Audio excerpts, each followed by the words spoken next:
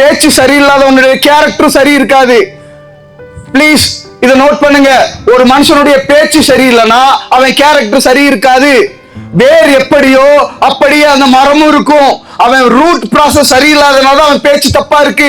ஒரு மனுஷன் டபுள் மீனிங்ல பேசிட்டு நகைச்சுவை பண்றது தப்பு இல்ல, ஒருத்தரை சிரிக்க வைக்கிறது தப்பு இல்ல. ஆனா இன்னொருத்தனை காயப்படுத்தி சிரிக்க வைக்கிறது, இன்னொருத்தனை கிண்டல் பண்ணி சிரிக்க வைக்கிறது, இதுக்கும் கிறிஸ்தவத்துக்கும் சம்பந்தமே கிடையாது. சம்பந்தமே. அதுக்கு பேர் பரியாசம்னு ஒரு பேரை பைபிள் கொடுக்குது.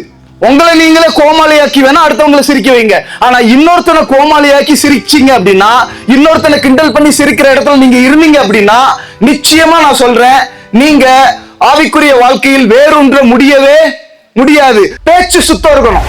என் வார்த்தையிலும் என் நடத்தையிலும் என் அன்பினிலும் ஆவியிலும் விசுவாசத்திலும் என் கற்பினிலும் மாதிரியாய் வாழ்ந்திடவே பரிசுத்த வைராக்கியம் என்னில் பற்றி எரியட்டும்.